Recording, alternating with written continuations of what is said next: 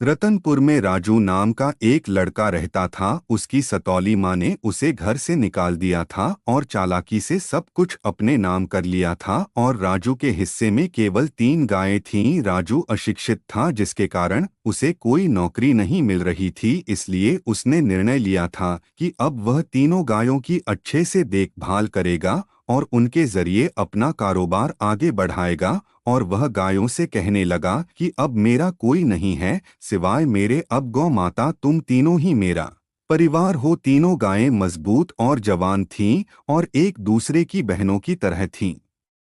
राघा, मुन्नी और छैला। राघा सबसे बड़ी और सबसे समझदार गाय थी। मुन्नी गर्भवती थी और छैला एक बच्चे की मां थी और दूध दे रही थी, जिसे राजू बेचकर अपना घर चला रहा था। और राजू को राघा और मुन्नी पर पूरा भरोसा था कि वह अपना बच्चा होने के बाद खूब दूध देगी, जिससे उसका कारोबार अच्छे से सेट हो जाएगा। मुन्नी ये सुनते ही कहती है, देखा दीदी, हमारे मालिक को कितनी उम्मीदें हैं हमसे। हाँ सुना मैंने, हाँ उनको हमसे कितनी उम्मीदें हैं। उम्मीद क्यों न हो, कितना ख्याल रखते हैं हमारा, हमारी कितनी सेवा करते हैं, कितना खिलाते पिलाते हैं।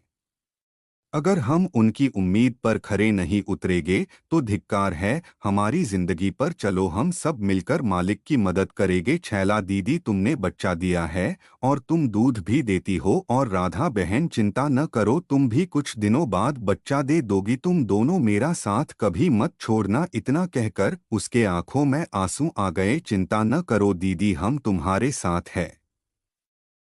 सही कह डॉट रही हो, पर बच्चा देना या न देना ये तो भगवान के हाथ में है। और मैं भी चाहती हूँ दूध दूँ और मेरे दूध से मालिक को फायदा हो। तुम चिंता न करो दीदी, हम सब मिलकर मालिक की मदद करेंगे, जिससे मालिक खुश हो जाएंगे। दोनों बहनें उसको समझाती है और आपस में बात करती है।